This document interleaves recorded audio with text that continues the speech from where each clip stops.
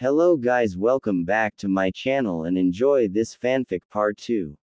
Now let's start the fanfic. A large man walked into the shop, followed by a much smaller blonde child.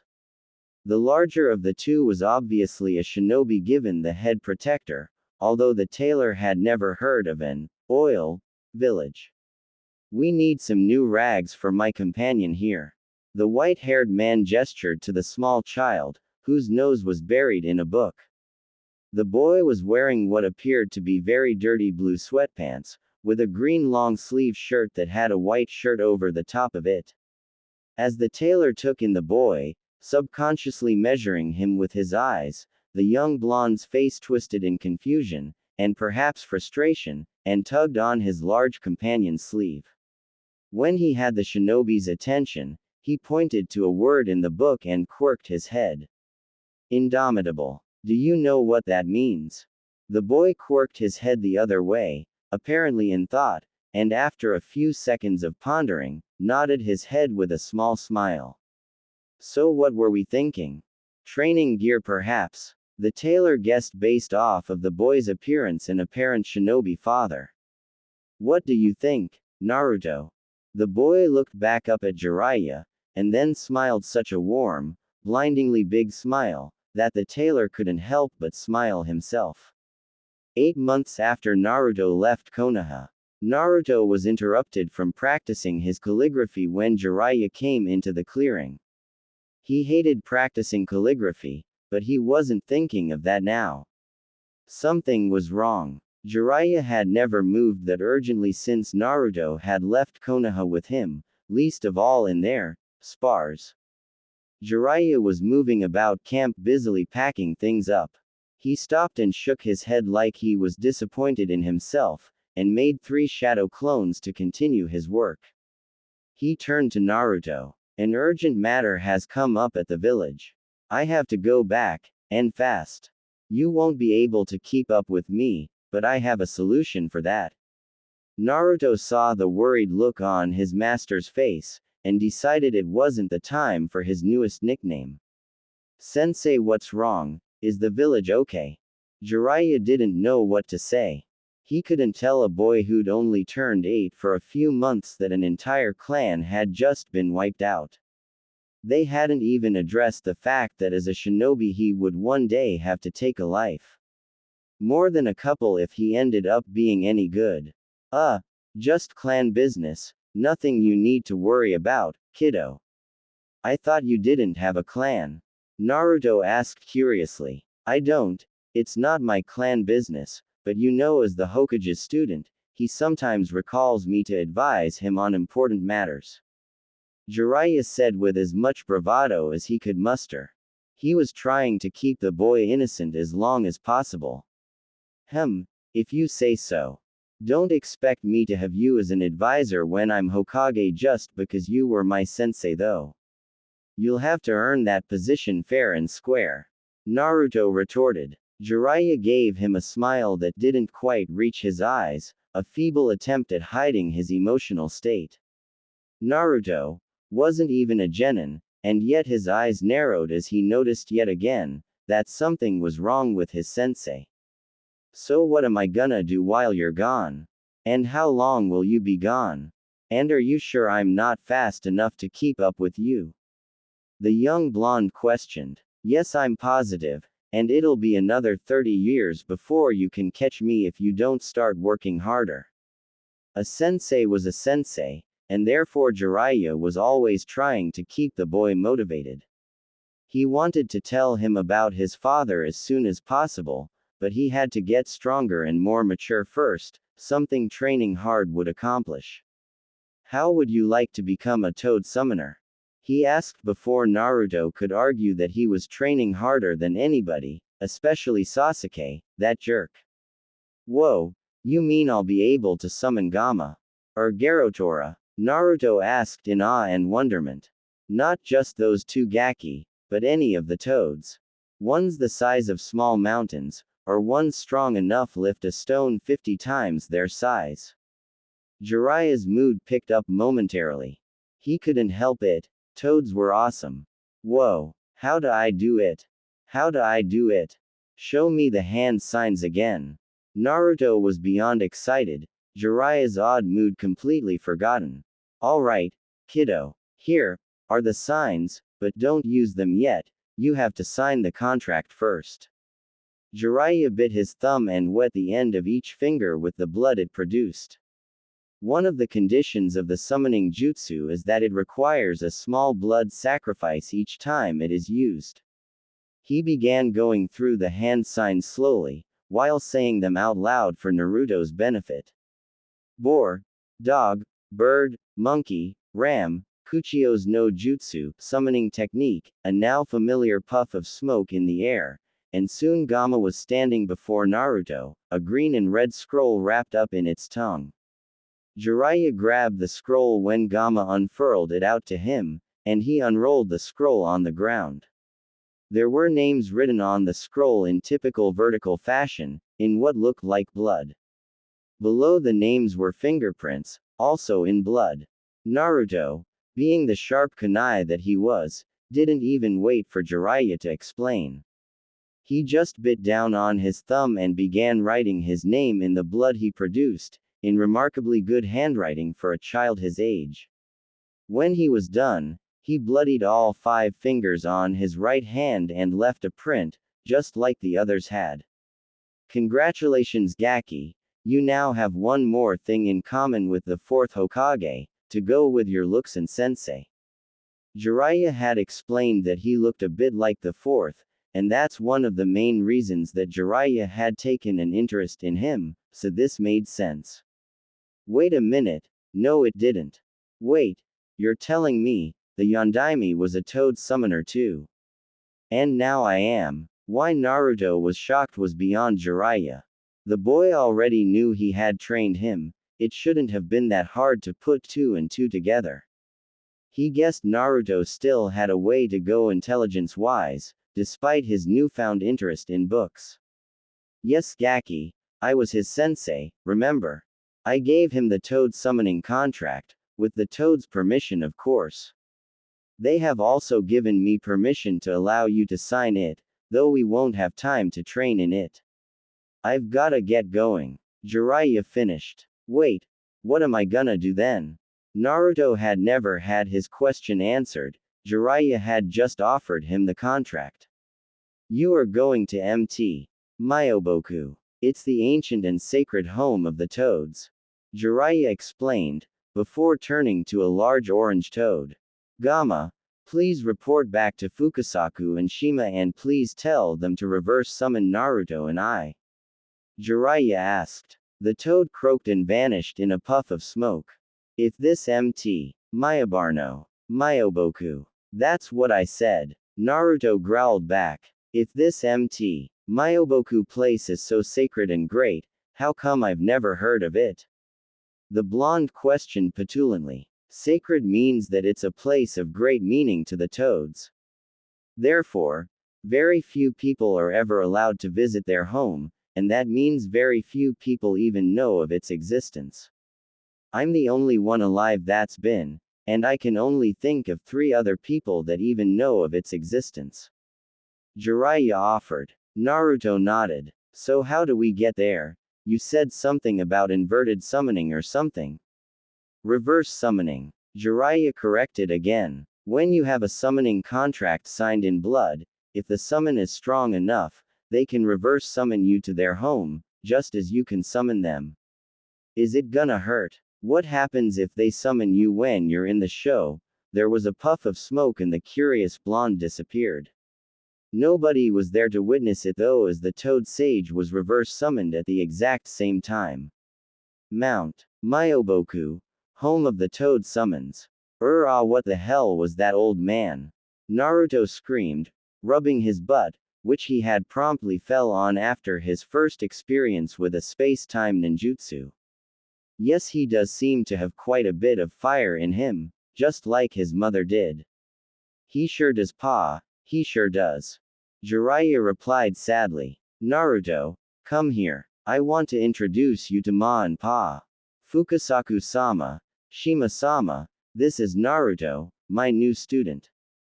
Naruto looked down at the 2 tiny, wrinkled toads standing next to Jiraiya. Or were they sitting? He couldn't really tell because of how small they were, and the overcoats that they wore. Hiya Fukasasuke-sama, Shima-sama. Naruto waved awkwardly. Gaki, it's Fukasaku, not Fukasasuke. They're both sages. Have some respect. Jiraiya corrected with a facepalm. Oh, who cares, Jiraiya boy? Naruto boy, it's so good to finally meet you. Jiraiya has sent a few messages about you, and that got us quite excited to meet our newest summoner. Fukasaku said. It's great to meet you too, Grandpa Sage. Naruto said with a smile. Naruto. Respect. Jiraiya was exasperated. He didn't have time for this. Oh, whatever, pervy sage. Naruto hollered with an accusational point, including his newest nickname for his sensei. If you're a sage, then it must not be that special, you old pervert. Naruto finished yelling. Oh, I like him. Fukasaku and Shima said in unison. He caught me doing research one time, and now he won't stop calling me that nickname. Jiraiya lamented. That's very funny, Naruto boy, but I assure you the power of a sage is no joke. Fukasaku explained while walking over to a giant stone toad statue. Wait, power? You mean being a sage isn't just about pretending to be all wise? Naruto questioned. Jiraiya, what have you been teaching the boy? Hopefully not just how to peek on women's baths. Shima called out. You're half right, Naruto boy. Sages like us are incredibly wise, and should you ever need counsel, we would be happy to help you. However, we are also incredibly powerful.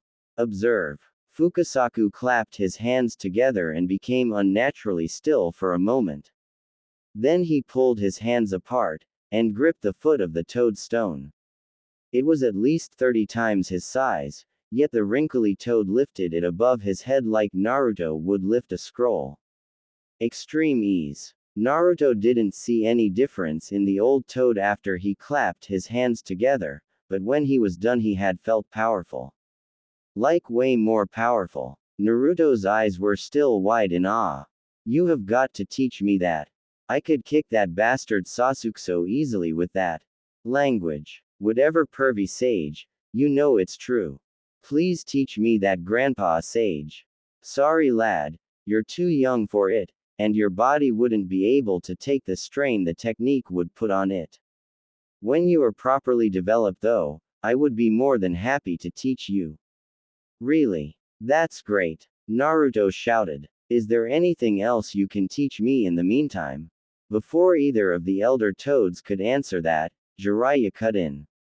Naruto, focus up real quick. And just like that, Naruto's blue eyes were locked on to his in complete focus. Jiraiya was no longer taken aback by the intensity of his student, but sometimes he forgot just how intensely focused he could get when need be. I have to go deal with the village emergency. I'll probably be gone around a month. Ma and Pa will take care of you in the meantime, and I'm sure they'll help you continue your training if you're respectful of them and their home. The two elder toads nodded at this. There was a flash of something in the boy's eyes. Something sad. It happened so quick, Jiraiya wasn't even 100% sure he actually saw it before they returned back to their normal glow. Alright, pervy sage, I bet by the time you get back I'll be able to kick your butt too. Naruto shouted. Naruto looked down at his outfit. The nice tailor in River Country had gladly made him a copy of Jiraiya's gear with some small exceptions. He wore the green robbed jacket and green shinobi pants that were loose and tied up just below the knee just like him, as well as the mesh armor underneath, and the green guards for the back of his hands. Instead of a red kabuki jacket with yellow circles on the shoulders, Naruto wore a blue one with red Uzumaki clan crest sewed on in place of the circles. He also wore blue wooden geta on his feet instead of red like Jiraiya's, though he still had a little bit of trouble moving in them, and struggled to water walk with them on. Rounding out the outfit was a large blue and red scroll strapped to his back just like Jiraiya's, though Naruto's was red with blue ends, and extra seals running across the middle, courtesy of Jiraiya. The boy had even taken to putting small red streaks running from his eyes, though his were much shorter than Jiraiya's, barely making it onto his cheek. In addition to all this, the young blonde was growing out his hair to be like Jiraiya's. It was longer than it had ever been, and he had taken to tying shinobi cloth around his forehead to keep it out of his eyes. It wasn't long enough for a ponytail like Jiraiya's, but he was determined to get it there.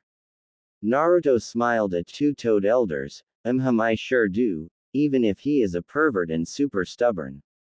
I still need a headband like his so I can match him completely though.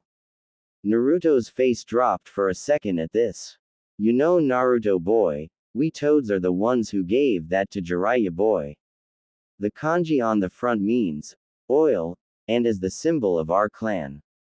Fukasaku informed him kindly, and being that you are our newest summoner, I'd say you deserve the opportunity to earn one yourself, don't ya think? Naruto nodded his head vigorously. He really wanted that headband. What do I gotta go Grandpa Sage? Walk on water. Beat you in a fight. Naruto thought for a second about other ways he could earn the headband before speaking excitedly. I can make a bunch of clones and do the dishes. Jiraiya has me do that all the time before he teaches me something.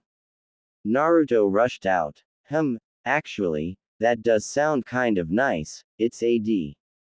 Fukasaku was interrupted by a smack on the back of his head, courtesy of his wife. She was not letting him shirk dishes duty again. Ah, that's right, the oath.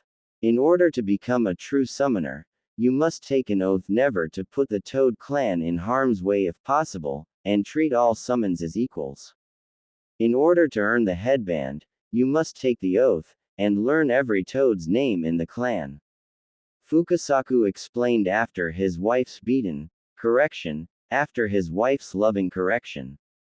I'm not great with names, but oaths I can do. Naruto stopped short.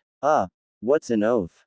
Naruto asked timidly. Why, an oath is just a promise, but more serious. There are consequences if you don't take the oath seriously, or if you break it. Do you think you can take this seriously, Naruto boy? Fukasaku explained and then asked. Of course I can. I'm Naruto Uzumaki, future Hokage of the village hidden in the leaves, and I never break a promise, ya know. Naruto shouted at the top of his 8-year-old lungs. Oh ho! Well Naruto, recite this oath. I, Naruto Uzumaki, summoner of the Great Toad Clan, swear to never do harm to a toad, or put them in unnecessary danger without their permission. I also swear to come to the Toad clans or any member's aid whenever the need should arise. Naruto nodded, the determination that Jiraiya wrote about shining in his eyes for the elder toads to see. I, Naruto Uzumaki, summoner of the Great Toad Clan, swear to never do harm to a toad, or put them in unnecessary danger without their permission. I also swear to come to the Toad clans or any member's aid whenever the need should arise and to become the greatest Toad summoner to ever live, and I swear it on my title of future Hokage. There was a fire lit inside the boy, and though it wasn't tangible, Fukasaku and Shima could feel it. Every toad on the mountain could probably feel it radiating off of him. The two elders believed the boy, and believed that he might just be the child of prophecy. All right Naruto boy, very well said, now let's go get you some food, and introduce you to all of our kin. Shima said. Naruto seemed excited at the prospect of food, though he didn't know that it would consist mostly of bugs.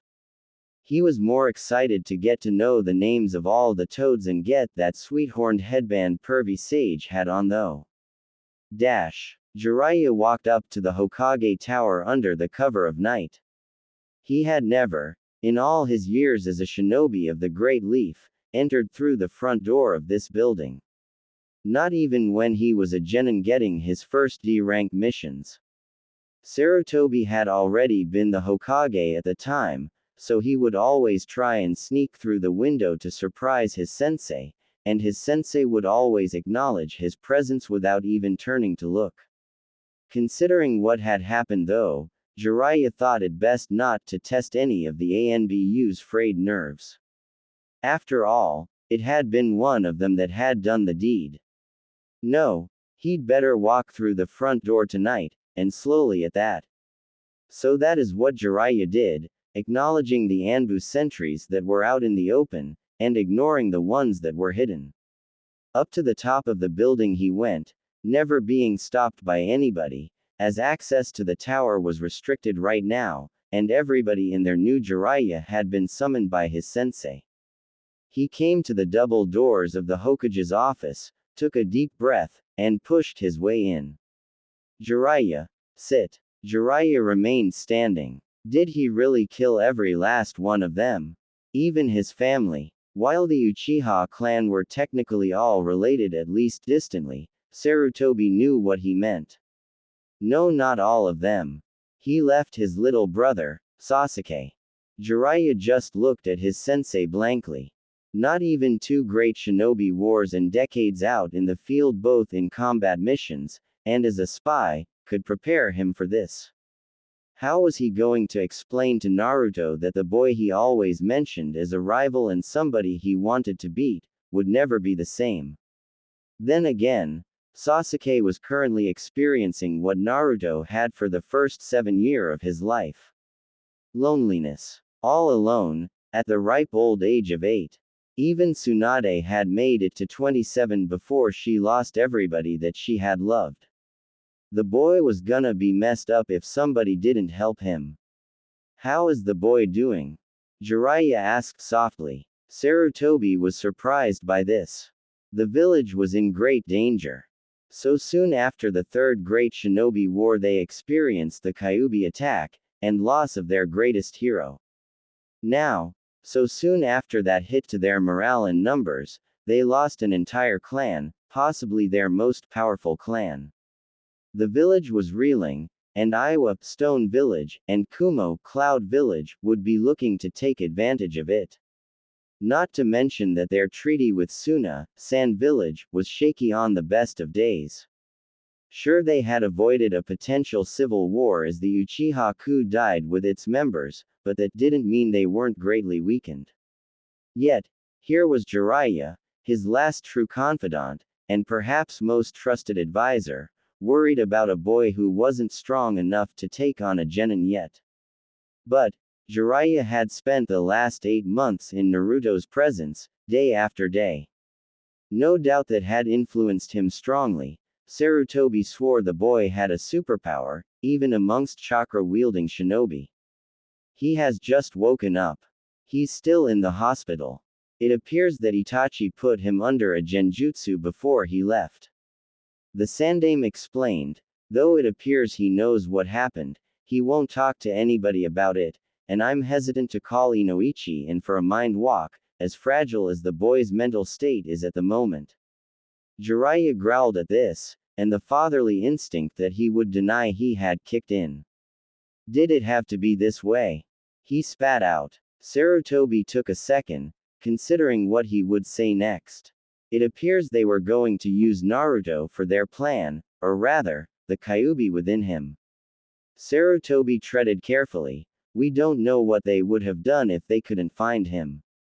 I'd taken to sending a Henjit transformed clone in the form of Naruto out now and then so nobody would suspect he was out of the village.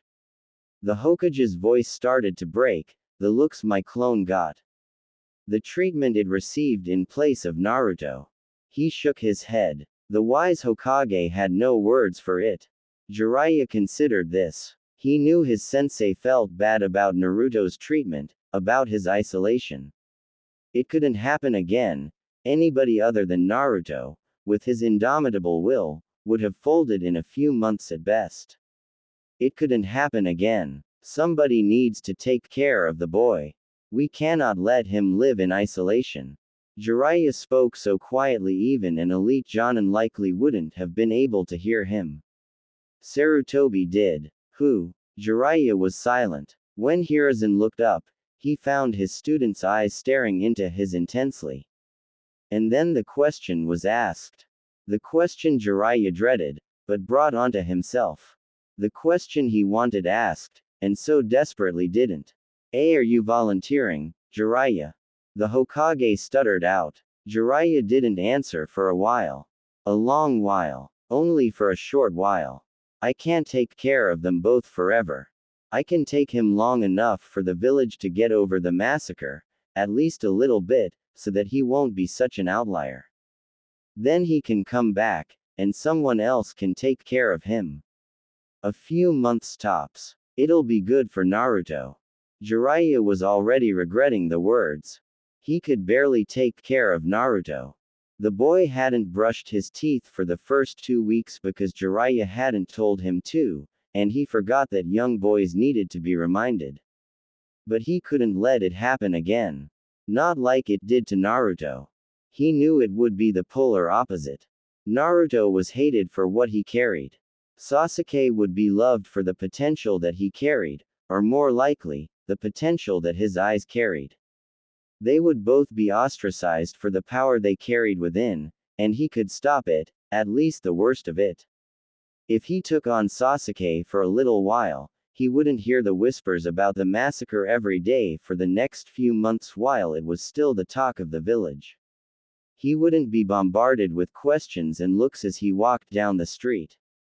He wouldn't be treated differently just because something a family member of his did that affected him.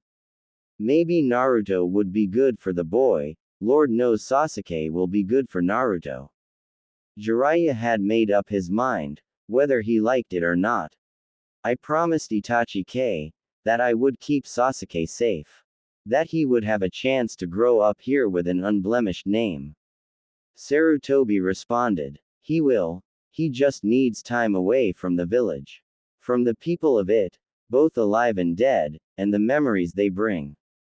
Sarutobi couldn't deny that. Hell, he'd let his own student leave to drown at the memories the village brought up of lost loved ones. Who was he to deny a child the same right, though with different methods hopefully?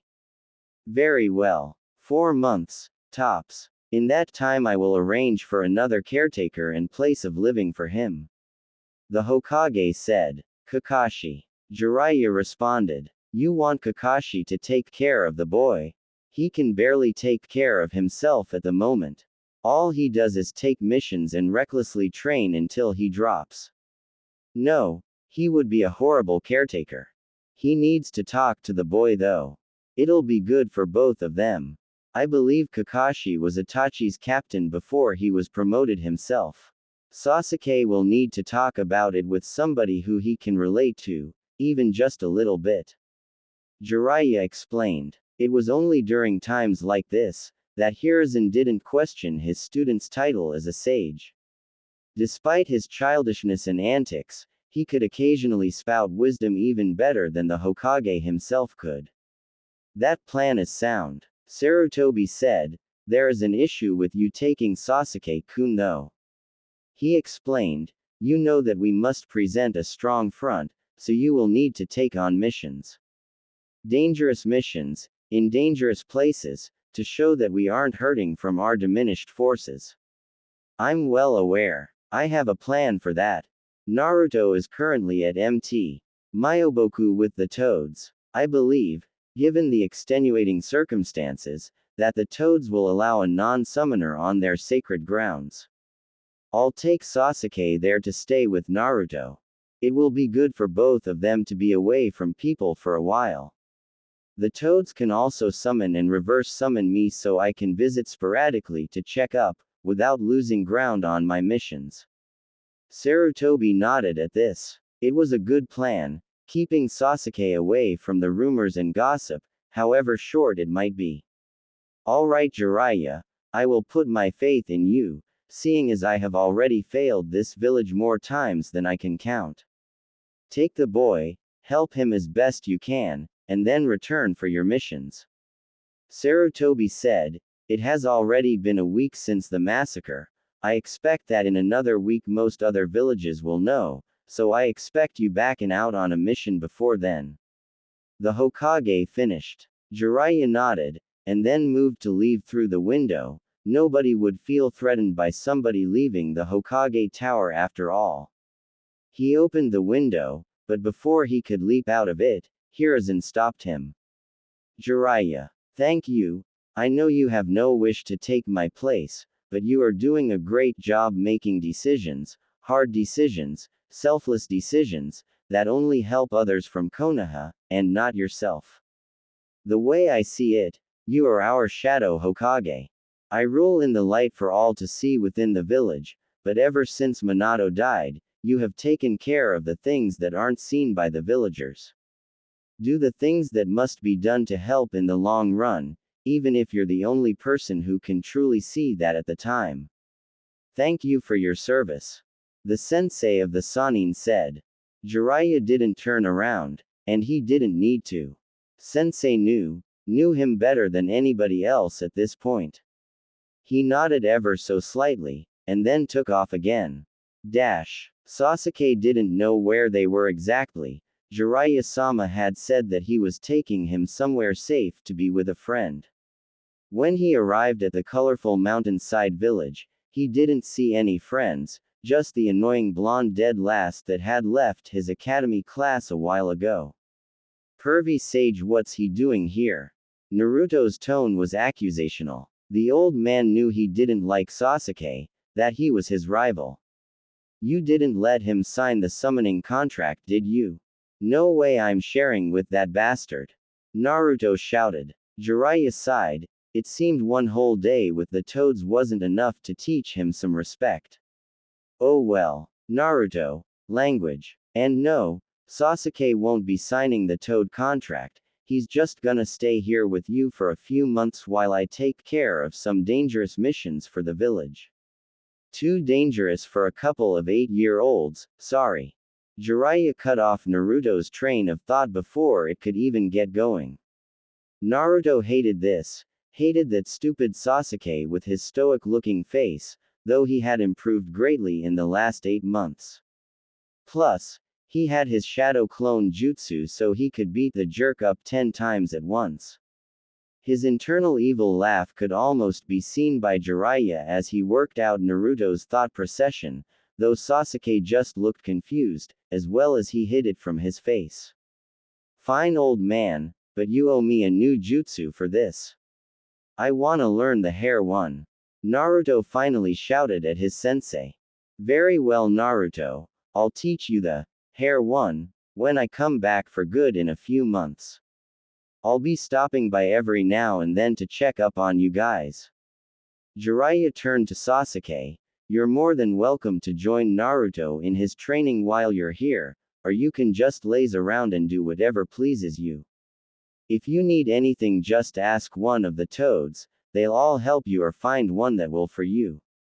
Jiraiya explained softly. He hated to leave the boy alone after such a tragic incident, but it was better than being alone in the village. In truth, he was hoping Naruto would spin some of that fiery magic within him and help Sasuke through this tough time. The boy had a way of giving people hope when all had felt lost. Jiraiya left with a call of, "Be good," over his shoulder that was directed at a certain blonde more than the black-haired child. Naruto stuck out his tongue and looked at Sasuke, really looked at Sasuke, for the first time since he left the village, or maybe ever, he thought to himself. The small Uchiha wore a stoic expression like always, face perfectly masked, just as he'd been taught. Naruto saw the truth though, saw it in his eyes. Sadness. Naruto's own facial expression softened. What happened? He inquired. Sasuke felt betrayed by Jiraiya-sama, who assured him he wouldn't tell Naruto what was going on. He had seen their interaction though, unless they knew some sort of secret code, which he didn't think Naruto capable of learning, the Sannin hadn't said a word. Sasuke grunted. He had been doing that for a week now, but it had worked to get the adults to leave him alone and stop asking him how he was doing. Well, what the hell does that mean? Did you forget how to talk? Or are you just shocked by my pure awesomeness? Naruto questioned brashly. Sasuke was surprised by this. The adults had all left him alone when he did that, as obvious as it was that he didn't want to talk. Maybe the blonde was too dumb to understand. It means I don't want to speak with you, Sasuke said shortly. Why not? Naruto asked back. The question was genuine, and to Sasuke, it didn't just seem like it was out of curiosity. For some reason it felt like Naruto actually cared about him. I don't wish to talk about what happened, Sasuke said, then lowered his eyes and quickly finished, it's too hard. Naruto knew that look. He knew questioning wouldn't help anymore. Okay. Well, what do you wanna do? He asked. Sasuke was surprised again. Nobody had asked him what he wanted. Sure, they had all wanted to help, but they wanted to do it their way. After a few seconds of thinking, he replied, I want to get stronger. Naruto smiled at that. He understood that. He didn't know Sasuke's reasoning, but he didn't have to. They had the same goal, and that was all that mattered. Alright, well, let's start training then. Come on, Grandpa Toad Sage will help us, he's super strong. Naruto grabbed Sasuke by the wrist and took off running towards Fukasaku, who was seated on a toad statue a couple 100 feet away. Sasuke didn't even have time to call Naruto a loser before his wrist was grabbed and he was yanked away. He didn't feel like fighting him either. It felt like too much work after all he had been through, so he just let the blonde drag him. He'd get him back for it later. Sasuke had decided that Naruto was the most annoying person ever. Without debate. No question. The most annoying trait Sasuke had learned about him was that he was good. The first time they had sparred, he had given Sasuke a run for his money, and nearly beaten him. That had been a taijutsu-only spar, one of Sasuke's strongest abilities. When they sparred using chakra, Naruto had whooped him. The Uchiha were supposed to be the strongest of the clans in Konoha. Repeated in his head, cutting off his train of thought. His father had always told him about the might of the Uchiha, about how strong his clan was, and how an average Uchiha was an elite ninja amongst the Leaf forces. Not that it mattered anymore, there was only one other Uchiha now, and he was no longer part of the Leaf forces. That bastard. If he couldn't even beat Naruto the dead last, how would he ever beat Itachi? His fireball was nothing if he couldn't figure out which version of Naruto was real and which was a fake. Which was a Kage Bunshin, a jutsu he knew that his big brother could also use. He had begrudgingly asked Naruto to show him how to perform the technique. The blonde loser had the audacity to laugh in his face and tell him no, that only the Hokage or Jiraiya-sama could give him permission to teach it to somebody. Sasuke had about killed him then, though he wasn't sure how he would do it without any ninja tools. Punching the boy to death sounded good enough to him though. So Sasuke had done what he thought was best to catch up. Catch up to the moron who was dead last in his class just 8 months ago. 9 now after spending a month at the weird toad village. Training with the toads had been strange, though he couldn't deny the benefits of it. The old wrinkly toad Fukasaku, whose name reminded him far too much of his dead father's, had asked him and Naruto to run through their skills so he could get an idea of what they needed. Sasuke had shown him the standard Academy Bunshin and Kawarimi, as well as his clan's coveted Kaden, Gokaku no Jutsu fire release, great fireball technique, that his father had taught him.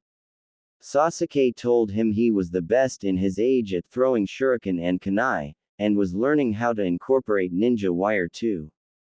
The old toad had explained there weren't any ninja weapons like that on MT Myoboku because toads didn't use them.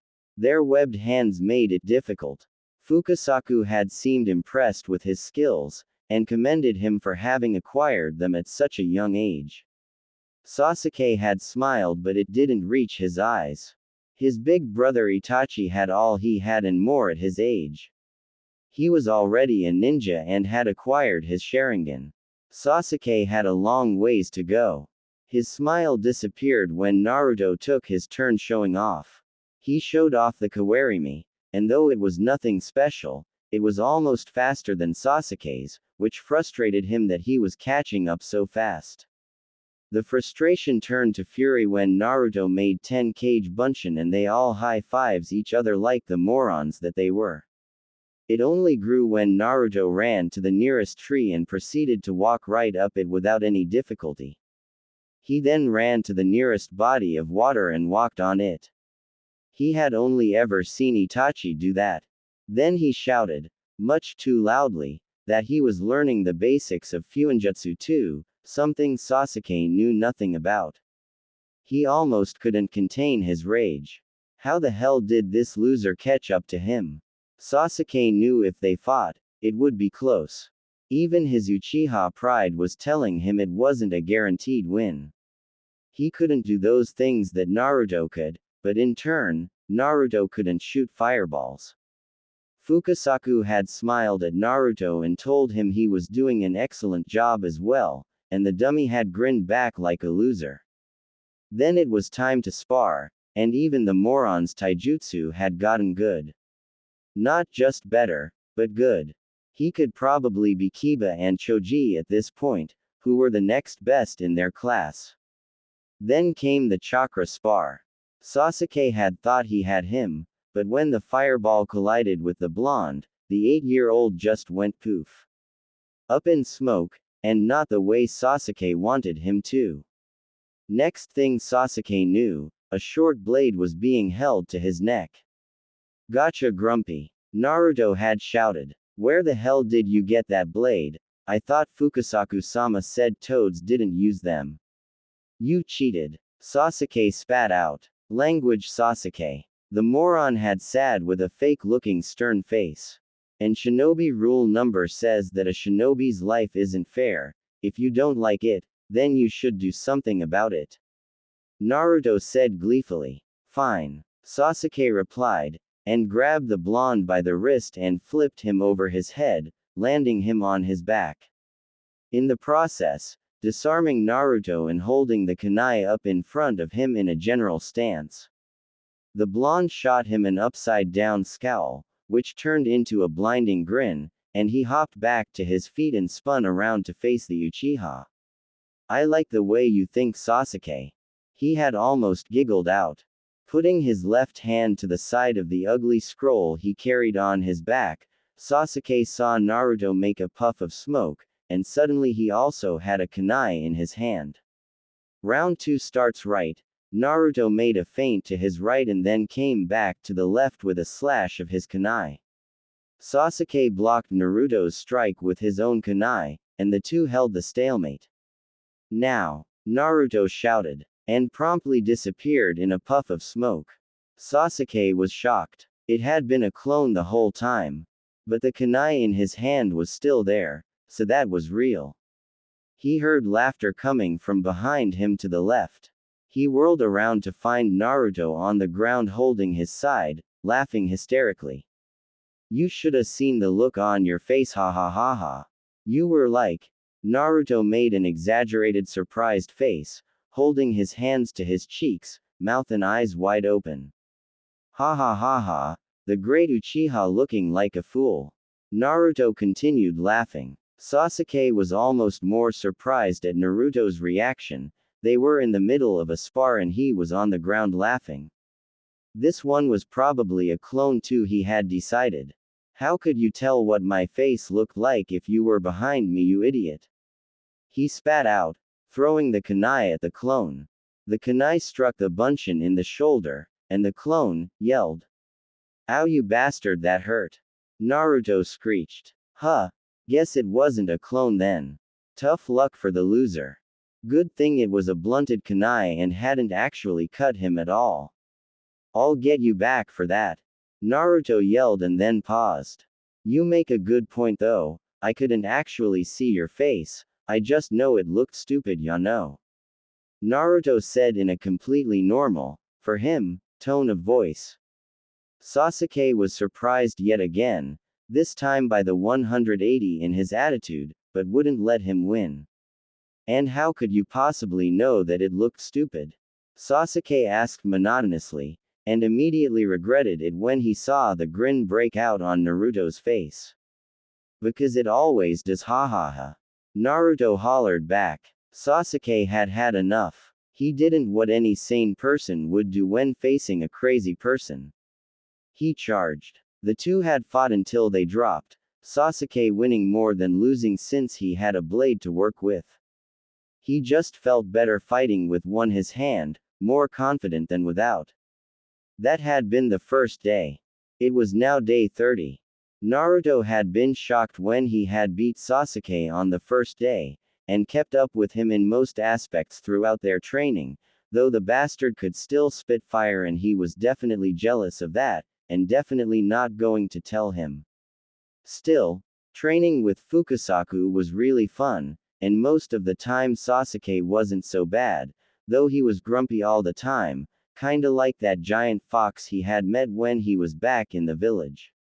They both had gotten faster, stronger, and better at chakra control in their month with the toads. Naruto had also been learning the Gamayuden, toad oil bullet, which was totally awesome. And he was getting to meet all the cool toads who were all also totally awesome. His favorite part though had been when Sasuke had thrown up after eating Shima-sama's cooking. Then he had to fake that he just wasn't feeling well so that she wouldn't whack him on the head the way she did with Fukasaku. Speaking of the old toad, he spoke up to the two boys, who were sitting in front of him in a large clearing away from the village. Today we will learning about combination techniques, boys. Do either of you know what that means? He questioned. The raven-haired boy didn't respond, but the blonde did, very enthusiastically. Ooh, pervy sage says that that's what old man third is best known for, right? He asked eagerly. The blonde either knew or was able to do many things that he hadn't expected and even he himself couldn't do, but he had started to adjust to the unpredictability that was Naruto, and no longer got upset about it. After all, he was still winning more spars than he lost, and while he wasn't gaining ground in their training, he wasn't losing it either. He also knew he was getting stronger than he would be in the academy right now. It had to move too slow so that the lesser students could keep up.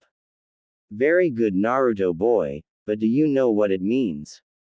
The boy shook his head, still enthusiastically, which would be weird for anybody but Naruto. Combination techniques are when a ninja, or ninjas, use multiple techniques that together make a much stronger technique than the two or more would separately. The sage explained, the most well-known one would be using a wind jutsu with a fire jutsu.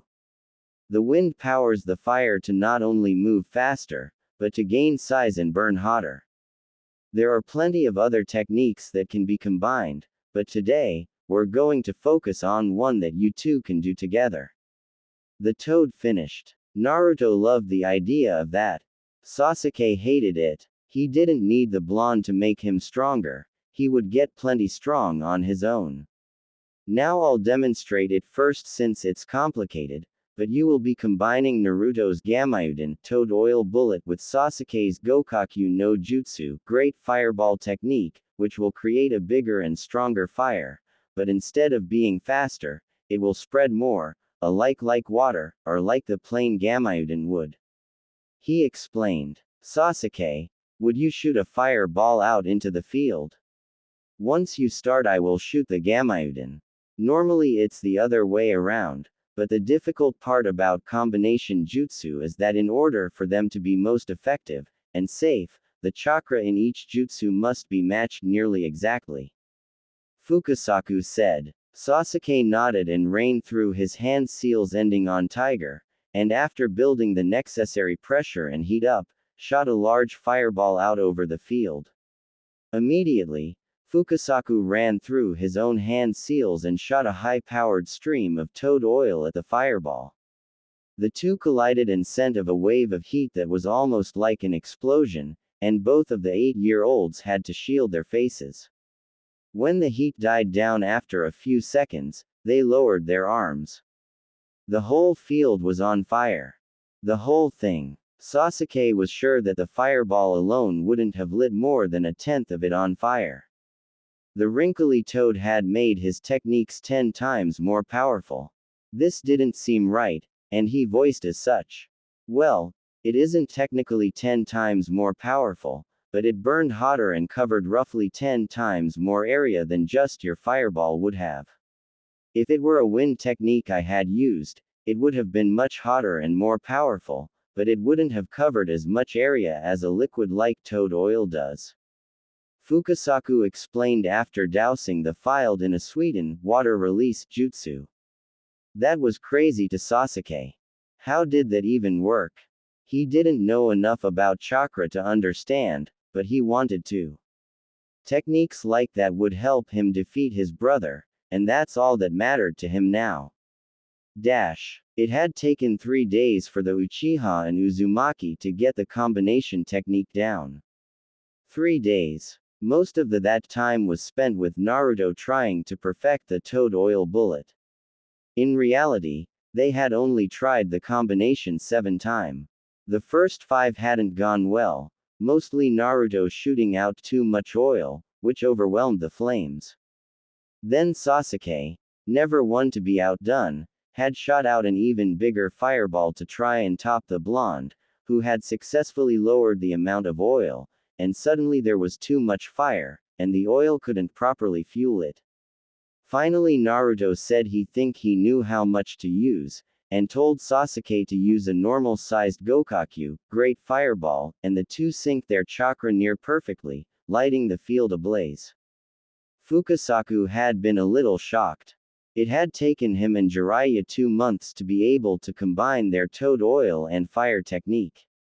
Granted, it was a much more devastating scale, but they were both wielding nature energy, which gave them enhanced sensory abilities, which in turn made it easier for them to judge the chakra. The 2 children were special, of that he was certain. Seeing their innate ability at wielding chakra, and fighting in general, Fukasaku decided to train them differently, perhaps in a way that they couldn't receive in the outside world. You want me to do what now? The little blonde questioned stupidly. The next portion of your training will be meditation, so you must sit as still as you can. Try and become one with nature if you will. Fukasaku explained. Grandpa Toad Sage, do you know who you're talking to here? The blonde questioned. The Uchiha snorted at this, in a very un-Uchiha fashion. Nobody was here to admonish him though, and as much respect as he'd gained for the toads, he didn't feel like he had to keep up appearances for them. He certainly didn't need to act respectfully around Naruto, that moron wouldn't even know the difference, so he let some of his discipline slip from his Uchiha facade, and acted a little more naturally. It felt good if he was honest with himself. Fukasaku nodded at that, and leaned in to whisper to Naruto. Remember that sage technique that I showered you when you got here? Naruto nodded aggressively, all thoughts of the proposed torture gone. Well, this is actually the very first step in learning that. I suppose if you're not ready for it, then we can move on to something else. Fukasaku laid the bait, and Naruto fell for it, hook, line, and sinker. No way, old toad. I can sit still as long as you need me to, just let me know when I can move again. He said resolutely, and closed his eyes, taking on the position that the toad had showed him. The craziest part was, he was telling the truth. For 5 hours Naruto sat there and didn't move. Sure, he was swaying and twitching, but he never got up to move, and never opened his eyes. Sasuke, who made it an hour and a half before peeking over at Naruto, mostly to check to make sure he was alive, was shocked. Too shocked. After Fukasaku told Naruto he could move again, the boy calmly stood up, before Sasuke threw a rock at him. Ow, you bastard, that hurt. The blonde screeched. Sasuke's lip curled up slightly, and very smugly if you ask Naruto. Language, Naruto. He corrected. And I had to make sure that you weren't a clone or something. I didn't think you could sit still for that long and be that quiet. Naruto nodded like this made sense, then smiled devilishly. I'll be getting you back for that. Sasuke paled, which Naruto thought meant that he was nearly translucent. Mission accomplished. In truth, Naruto hadn't been quiet the whole time. In fact, he'd been yelling, quite a bit, at a giant grumpy old fox in a sewer, which was also his brain. But was a sewer. He still didn't understand how a whole sewer system fit in his brain, let alone a gigantic fox. Well, I had some company that helped me pass the time, Naruto said. Then before Sasuke could question what he meant, he added, all right, Grandpa Toad Sage, I did all that, so I can burn off some energy with some real training, right? He shouted, once again back to his normal Naruto self. It was at that moment that Jiraiya made his first appearance in a little over a month. Oh ho, Naruto, what's rule number 6 again? Jiraiya asked with a grin. Pervy sage, Naruto yelled, giving him a flying hug. When he let him go and stepped back and proudly lifted his chin and said, Shinobi rule number 6, everything is training, but how is sitting around doing nothing training? You are never doing nothing, Naruto. If you must remain still, then you are training your patience. Meditating like you were is also useful for several other things, including chakra and body awareness, which will help you during fighting. Jiraiya responded, well, I don't know about patience, I just did it because Fukasaku Jiji told me it was the first step to being able to lift that stone toad above my head. Naruto explained, it was actually kind of peaceful until that grumpy old fox started talking to me and calling me weak and stuff. Jiraiya saw Sasuke quirk his head at that, but the Uchiha didn't say anything. Let's go talk about that then, Naruto. We wouldn't want your meditation to keep being interrupted, would we? Jiraiya then turned to Sasuke. I'll be back, Sasuke. Do you mind waiting with Pa? Maybe he can teach you a little more about meditation. HN. Was all Sasuke replied with, though Jiraiya noticed he was eager to learn, and just hiding it well. So, Jiraiya took Naruto over to an empty field and sat him down, and explained to him how the Kyuubi, 9 tails, ended up sealed inside of him. Naruto was a little shocked to learn that the demon fox that had nearly destroyed the village was sealed inside of him. He couldn't wrap his head around the fact that the Yondaime, his hero, had sealed the fox in him. He also couldn't wrap his head around having another living thing sealed inside of him. It was weird. The fox, while definitely grumpy, and full of hate too, hadn't seemed all that bad to him. Sure, he called him weak, but that didn't mean much considering the fact that he was the one that was locked up. There was that sadness in him too. The fox would never admit to as much, but Naruto could feel it in him, deep down. Jiraiya could see the emotions on Naruto's face as they came and went. What he didn't see a lot of was anger. Which was what he had been expecting. He voiced his thoughts. How come you don't seem very angry? Why would I be angry? I'm not the one that got sealed into a baby. Naruto replied simply. Well, the fox is the reason the villagers treated you like they did. Whoa. That's why they're all jerks. That makes so much sense now that I think about it. They think I'm the one who killed all those people and almost destroyed the village. Naruto asked incredulously. Well, that doesn't give me a whole lot of faith in the people of the village. They'd have to be stupid to think a 7-year-old was the one that attacked the village, you know. Naruto quipped. Well, yes, but they don't think you did it really. They know the fox did it. They just think that you're the fox. Or they know you're not, but are in denial and want something to take it out on.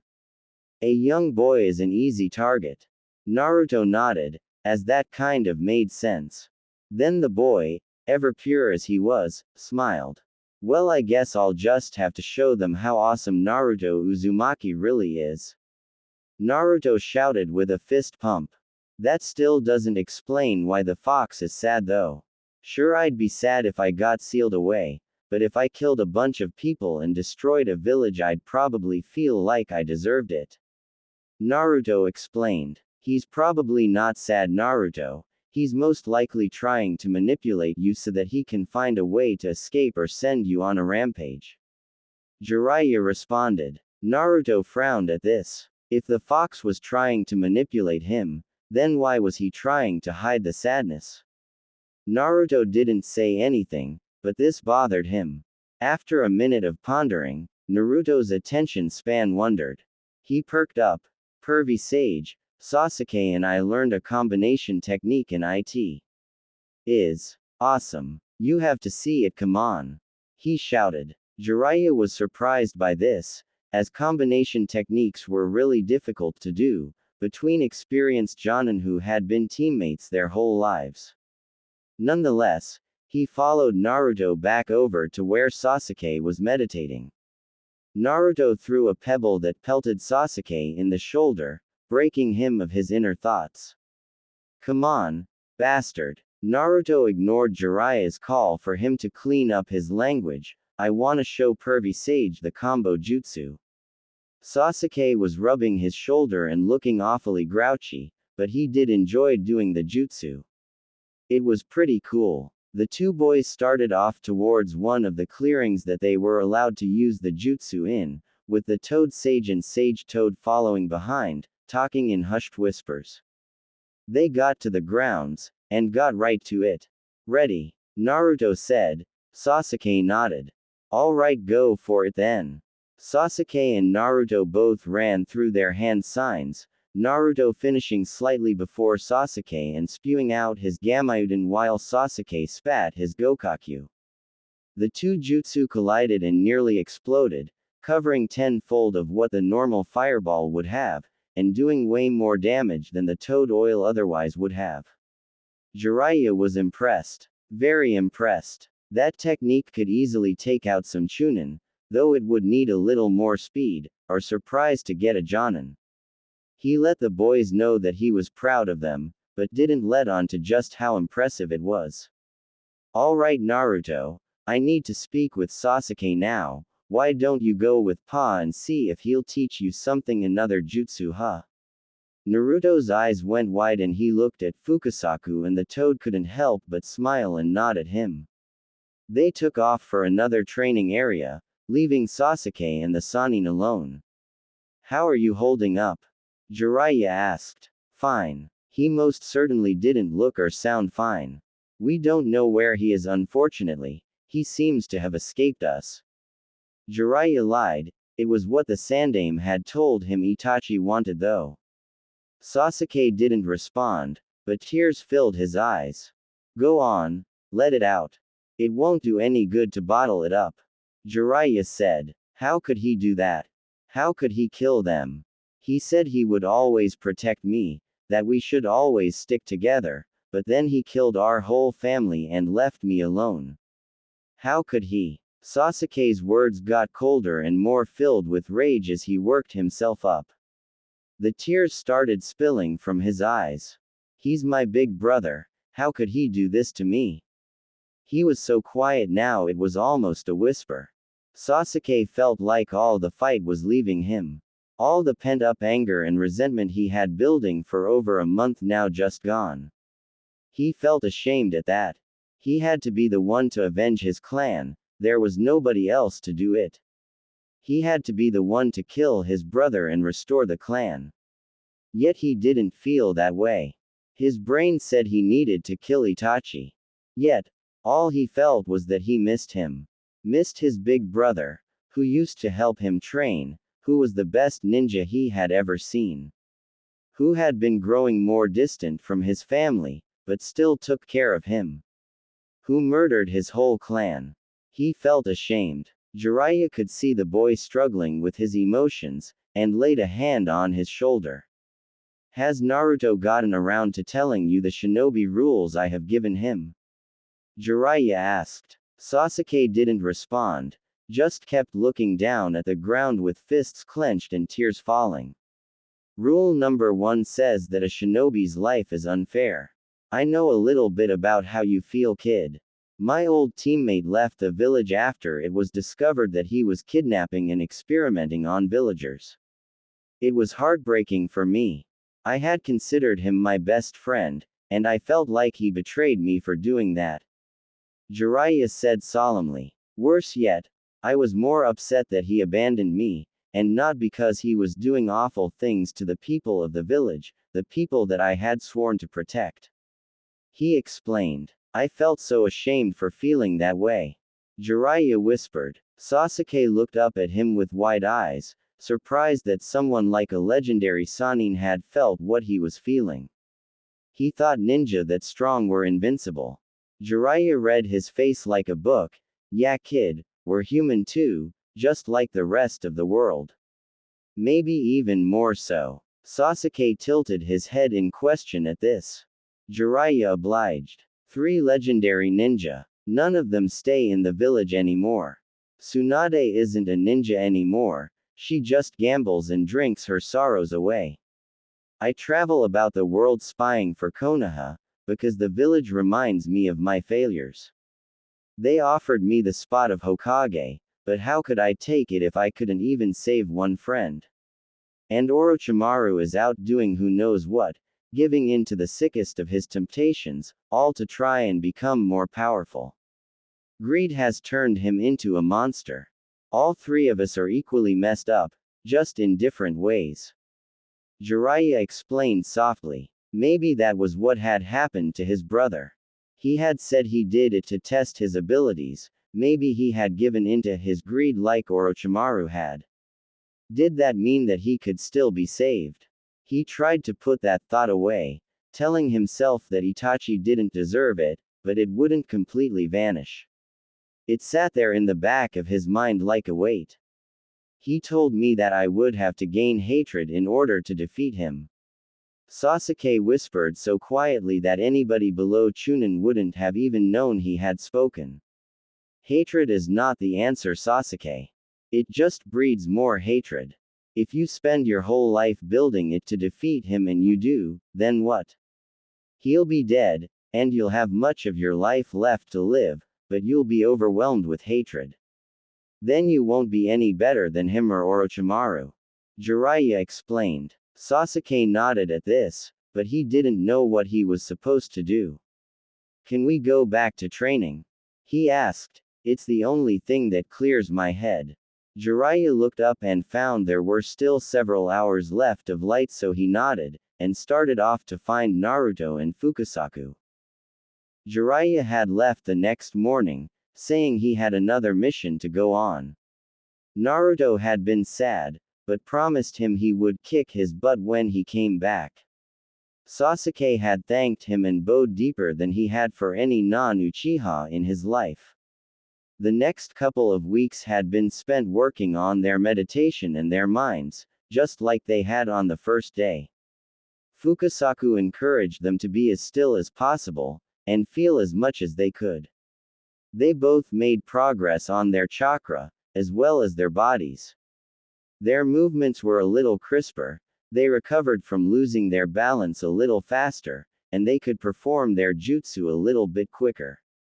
Naruto had talked to the Kyuubi a few times during meditation, which often led to the blonde yelling at him, and the fox pretending to be asleep. Fukasaku taught Naruto a sweeten water release jutsu after Naruto begged for one, claiming he wanted to put out Sasuke's fire. To keep things fair, Fukasaku taught Sasuke a new Kaden fire release jutsu. Jiraiya stopped by every 2 weeks or so to check on them, more than happy with both boys' progress. Naruto was filling in the basics he had missed over the beginning stages of his life and time at the academy. Sasuke was learning to deal with his emotions, and even express them when he wanted. The rivalry between them was enjoyable to watch. Sasuke still had the edge, but Jiraiya could tell Naruto would soon overtake him at the rate he was going. Sasuke would likely pass him once again if he unlocked his Sharingan, which he curiously hadn't done yet. When it came time for Jiraiya to take Sasuke back to the village. 9 weeks had passed. Neither boy had sufficiently mastered their new elemental jutsu, but both were getting close, and working extremely hard at it. Naruto was determined to master Suiten, Teppadama water release, gunshot so that he could go head to head with Sasuke's fire and not have to dodge. Sasuke was determined to master Kaden, Enden fire release, flame bullet so that he could quickly ascend as one of the strongest Uchiha and restore his clan. His thoughts of his brother were still there, but they were more confused than anything. Sadness and rage didn't mix well. One demanded he spill blood, the other demanded that he lay down and cry. He ignored them the best he could and focused on things that would actually help. When it came time for the boys to part, they stood apart from each other, Jiraiya at Sasuke's side, Fukasaku and Shima at Naruto's. There was an awkward silence as neither boy knew what to say. Naruto fixed that. Next time I see you I'm gonna kick your you bastard. Naruto yelled, though his tone was light and playful. Jiraiya just facepalmed. The boy would never learn any manners. Sasuke smirked at the blonde, I'm looking forward to you failing, loser. He replied. The two stared each other down for a whole minute before Naruto blinked and Sasuke achened at his victory. Sasuke and Jiraiya turned to leave, so Naruto turned his own back and huffed indignantly, crossing his arms. He was going to miss Sasuke, but he'd die before he said that out loud. Sasuke was thinking similar thoughts. There was nobody in the village that understood him like Naruto did. Naruto had explained how he was also from a clan that was all but extinct, and that his goal was to rebuild it. Sasuke of course hadn't believed him until Naruto had whipped out the scroll and a few of the items in it to prove that he really was an Uzumaki. How could anybody in the Leaf measure up to that? They were both orphans now, and both trying to rebuild their clan all by themselves. He begrudgingly admitted that Naruto was even near his skill level in most of the shinobi arts, though he was hopeless at genjutsu, and nowhere near his level with shuriken and kunai. He had fuinjutsu on him he supposed, though he didn't know how that would help him in a fight. Sasuke's thoughts were interrupted when he and Jiraiya reached the portal that would bring them out to the outskirts of Konoha. He didn't really understand how that worked, but it had worked on the way in, so it must work on the way out too. Naruto was already moving on. Fuka had promised him a sweet headband if he took the oath and memorized all the toad names, and he nearly had them all down. He wasn't positive he had them all down perfect, but that wasn't going to stop him from making a pass through the village with the elderly toad to try and name them all. Jiraiya was beyond happy that the two boys seemed to get along, even if there was a rivalry between them already. It was going to be good for both of them to have another person in a similar situation. They could lean on each other when they needed it. 1 year 10 months after Sasuke left MT Myoboku, 2 years 8 months after Naruto left Konoha, January. Pervy Sage, where are we going? The 10-year-old asked. Jiraiya looked at the boy, who had grown a considerable amount in the last 2 years. We're headed back to the land of fire. I want to introduce you to someone, and you might just run into someone you already know. Naruto was excited by this, but Jiraiya cut him off before he could further question. You know the drill. What's shinobi rule number 8? Information is like ramen. Naruto questioned even though he already knew the answer. Jiraiya nodded. He had told Naruto that information was like gold, to which Naruto responded that gold wasn't all that important to him. He'd rather have a useful metal, like more kunai, or a sword. Most importantly though, he'd rather have ramen. The young blonde missed ramen. Sure, he still had it when they came across a town, but that was not as often as he would have liked, and the ramen was never as good as Ichiraku's. Right, if you want information, you gotta work for it. Would you give away ramen for free? The boy paled and shook his head vigorously. Exactly. I wanna see 5 perfect shunshin, body flicker, in a row. The body flicker technique was an invaluable one for all ninja, and performing one was not all that difficult.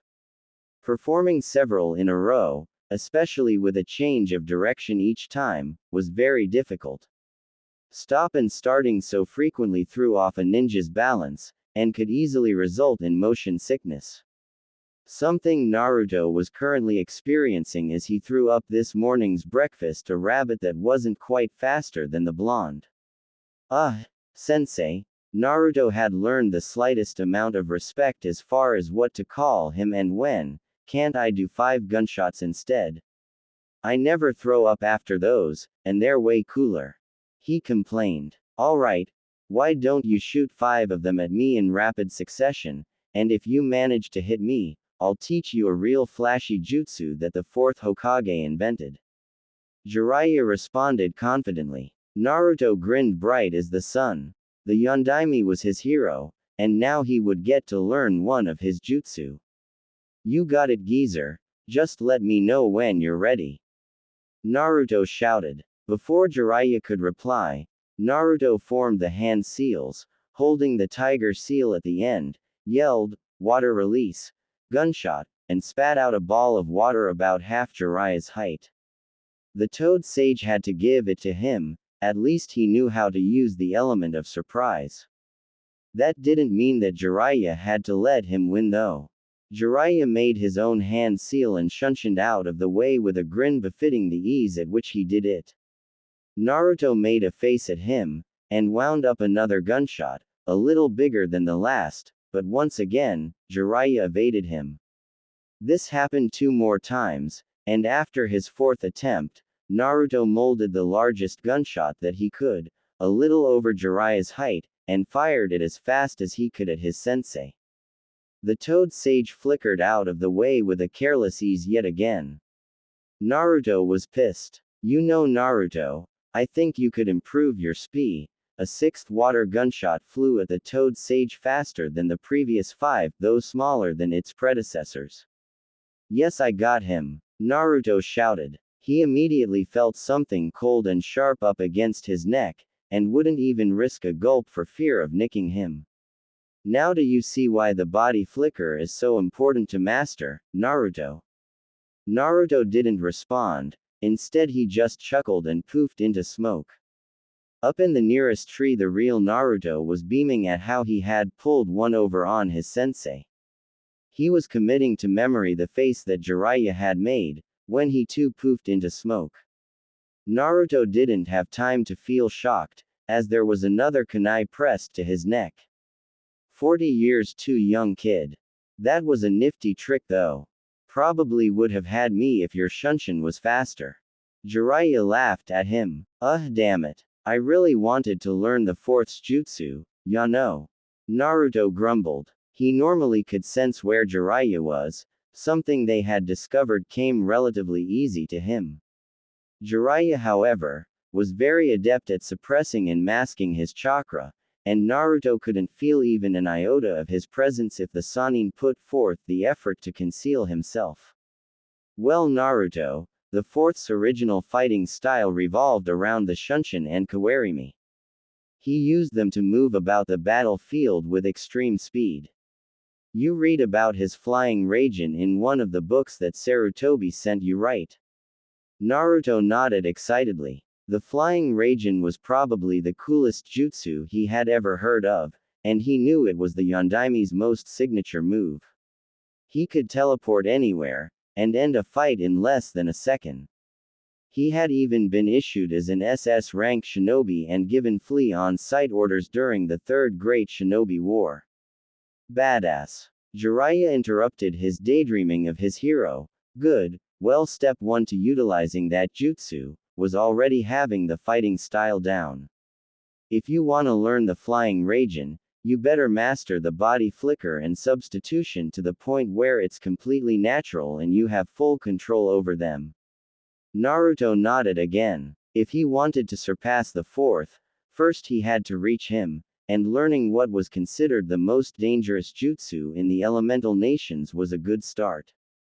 The blonde flashed through hand signs with practiced ease, and in a split second his sensei was looking at a log. Don't worry sensei, I'll surpass the fourth Hokage, just you wait, ya know. He shouted from the ground a good ways away. Jiraiya let a smirk show, the kid was good entertainment if nothing else. Jiraiya's body flickered down to Naruto, and the two started walking southwest towards the land of fire. They had spent the last month in the land of hot springs, Jiraiya meeting with a contact in his spy network, and getting in some extracurricular research while he was there. Sensei, permission to use my clones to train with the Shunshin? Naruto asked. Jiraiya sighed, thinking back to the Gaki's breakthrough discovery. Naruto was trying to get down a new chakra control exercise. He was required to balance a kunai, pointy end up, using his chakra.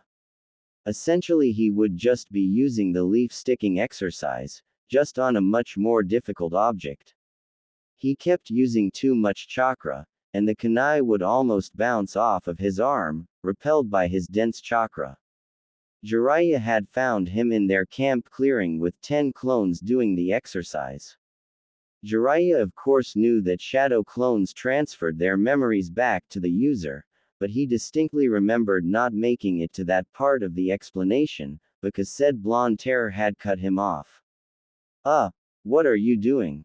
Jiraiya inquired. I'm using my clones to train. Naruto asked like it was obvious. This made Jiraiya think that he had caught on to one of the more important intricacies of the jutsu. Why is that? Jiraiya prodded further.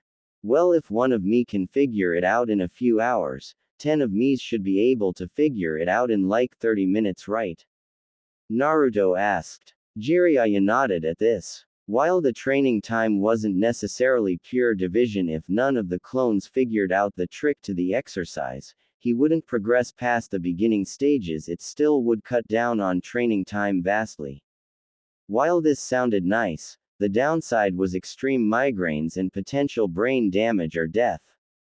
Knowing the Kyuubi and Uzumaki blood combination gave Naruto an unrivaled healing factor, he decided to watch and let the blonde work for a little bit.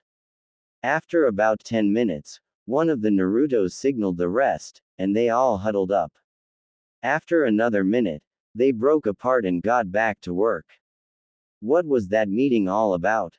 Jiraiya asked. Well, Naruto 7 figured out that if I treat it like the tree walking exercise and try and stick the kunai to me, it becomes easier to balance. Naruto explained. Jiraiya was really curious now, and then it dawned on him. Wait, are you just using the clones to come up with different ways to complete your training? Jiraiya questioned. Well, yeah, what else would they be for? Naruto replied. Jiraiya facepalmed. If he took care of the boy any longer, he was going to end up with a dented nose. Gaki, your shadow clones return their experiences to the user when they're dispelled. You don't have to have them stop to explain to you what they did that worked, you can just pop them, and their memories will become yours. Jiraiya drawled. Naruto didn't seem to comprehend this. But they have a different body from me, so they have a different brain, how could I have their memories? Do you remember the night you opened the Uzumaki scroll? Naruto nodded. Do you remember when I pushed you into that river? Naruto scowled, and nodded again. The old pervert had pushed him in several times if he remembered correctly. Gaki, I didn't push the real you in, I only pushed your clones in. You stayed in the clearing reading the scroll. Naruto's mouth opened and closed like a fish at this. The memories felt real, but they weren't particularly important events, so he couldn't really remember what happened before or after.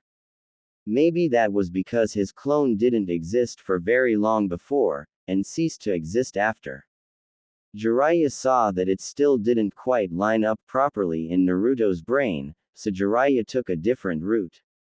Show me how well you can balance the kunai, he said. Naruto nodded and gave it a shot. He made it about 3 seconds. Jiraiya nodded at this and signaled Naruto's 10 clones to move out of the clearing about 30 feet with him. After 5 minutes, Jiraiya came back with the clones, and popped them one by one. He then asked Naruto to repeat the exercise. He managed 30 seconds this time. What's the secret to balancing the kunai? His sensei asked. Well, I just have to try and wrap my chakra around the ring and draw it in, just like you told me. Naruto explained. Right, but I didn't tell you, I told your clones in the clearing. Do you remember what you were looking at when I told you that?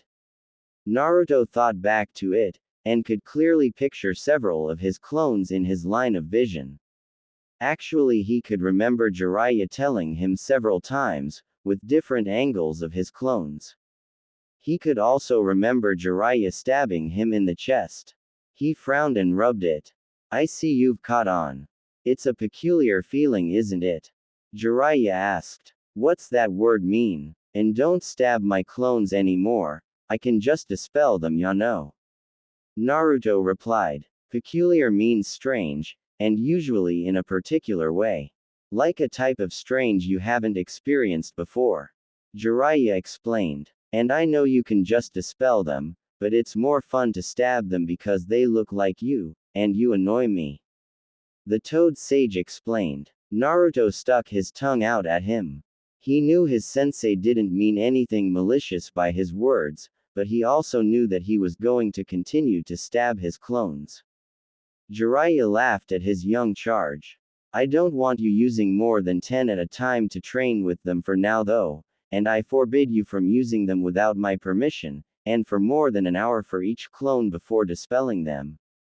The jutsu passes on mental fatigue, so every clone you have will multiply your fatigue each time you pop one. You already have so few brain cells, I wouldn't want you losing any more. Jiraiya's grin was downright evil. Naruto threw a kunai at him knowing it wouldn't hit. He was insulted to see that the white-haired man caught it in his teeth. Salt in the wound. Fine, I'll follow your stupid rules, but you have to help me with my calligraphy skills. Naruto said. Jiraiya agreed. The boy had been having some trouble with his writing, and Jiraiya wouldn't let him advance to explosive tags without perfect handwriting. The two bonked forehead protectors, both of which said oil on them. It was an agreement Naruto had come up with when Jiraiya explained they were the only two people in the world with them. Shaking hands was too stale according to the blonde, and not unique enough for him. Jiraiya was brought out of his mental flashback by the Gaki's vibration. The boy was literally vibrating, waiting for permission. Jiraiya thought his new seal would drain some of his energy, but he still was just a ball of non-stop excitement. Very well. 10 clones, no more than an hour and a half for each one. You know how to stagger them so you don't get a headache. If you do get one, tell me right away. Jiraiya said sternly. Naruto rolled his eyes at him. He had never gotten a headache from using the shadow clone training technique. When he pushed his time limit and dispelled them all at once, he would be extremely disoriented for a few seconds, but that was the worst of it. Yes, pervy sage, I'll be very careful not to lose any of my precious brain power, the blonde grinned at him. It was Jiraiya's turn to roll his eyes as the blonde formed his favorite hand seal, multiplied by 10, and barked out orders to them. All 10 clones saluted seriously, and started body flickering around at different speeds and distances. Naruto found it was best that the clones tried different ways of doing a jutsu in order to find the optimal way to do it. Once he found the optimal way, all the clones would focus on increasing speed, power, precision, or volume, depending on the jutsu. The first couple of times he had tried it, it felt like he had only gotten better at being mediocre at what he was practicing. Like he had practiced at a slow pace a lot of times. Once he got the hang of the method, he could figure essentially have 10 people try a jutsu or exercise 10 different ways, and then hammer the optimal technique home nearly 10 times as fast. The initial stage took longer than one would expect, but once he had it figured out, he could improve faster than anybody. Sensei and student continued walking to intercept with Jiraiya's unknown colleague. Naruto either chatting away with Jiraiya himself or to a clone of himself, or Gamakichi, who had just transitioned from tadpole to toad. The small orange and purple toad was more than happy to sit on Naruto's head and chat with him, so long as he was provided snacks. Naruto was happy to have a friend to chat with, and summoned the fist-sized toad often while traveling. 1 hour out of Konoha. Kakashi, why are we walking at civilian pace? Ma, what's the rush, my cute little apprentice?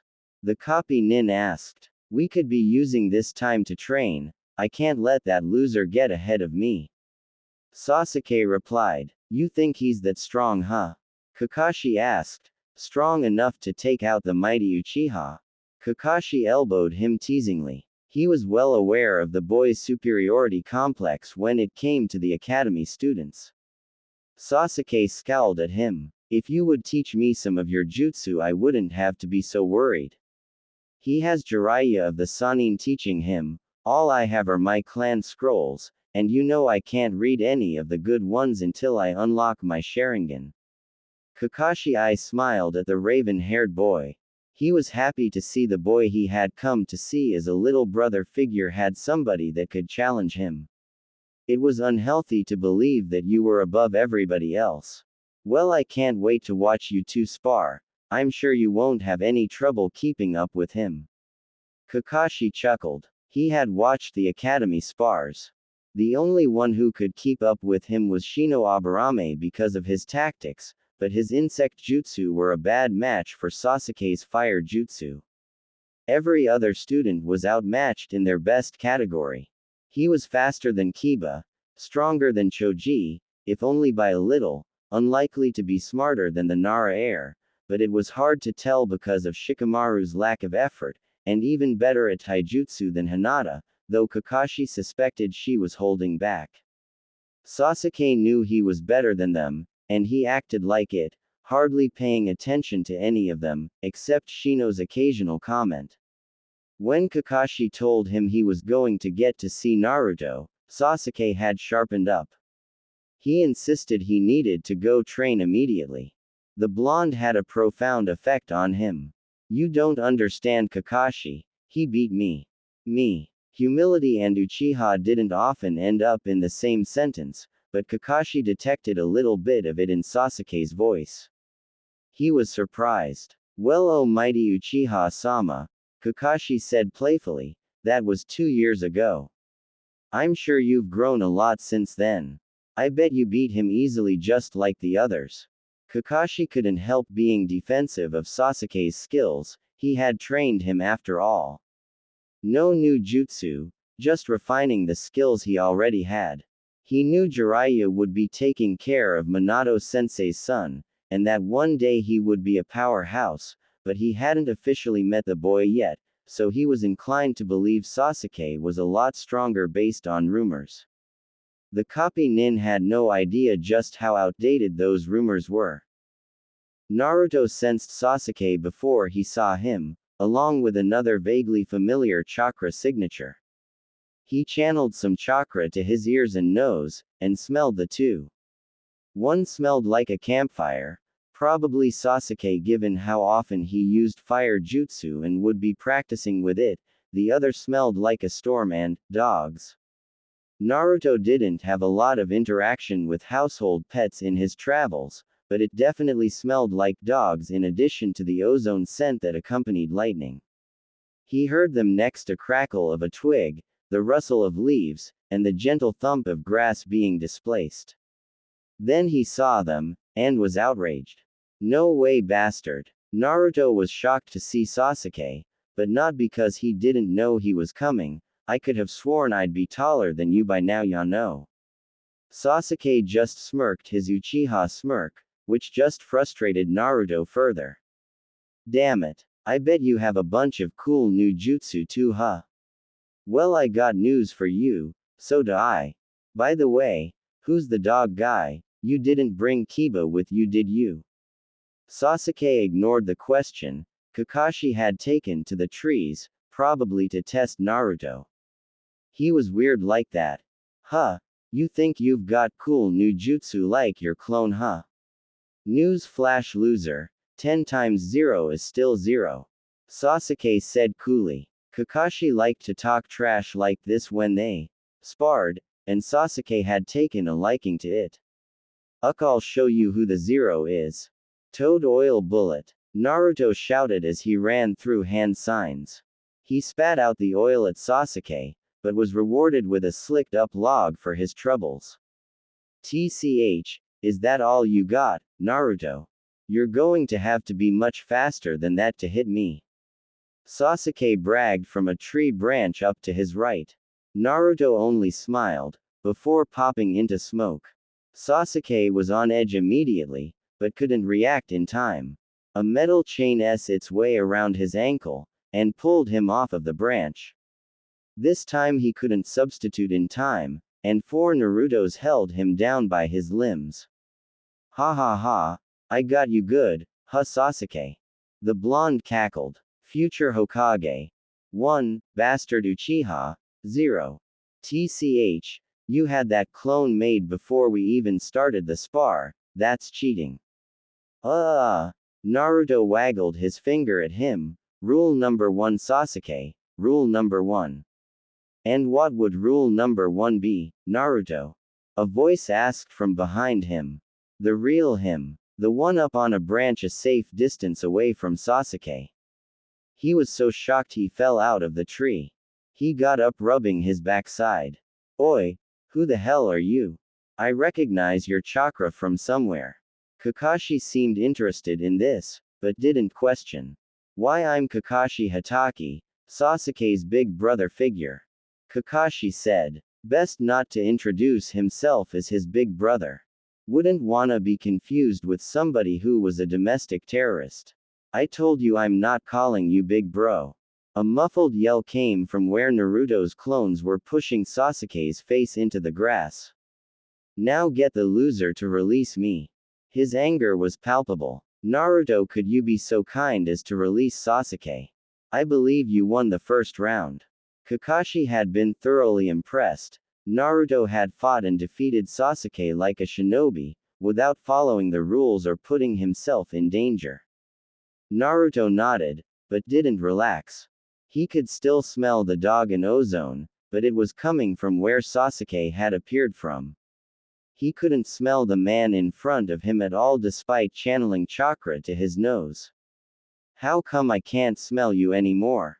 And why do you smell like dog anyway?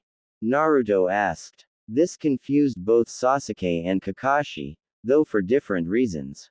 I suppose you smell my summons, would you like to meet them? Kakashi asked. His dogs would love to meet his sensei's son. Naruto nodded at this. He liked all the toads, he didn't see why he wouldn't like Kakashi's summons. The Hatake ran through a familiar set of hand seals after biting his thumb, and placed his palm on the ground.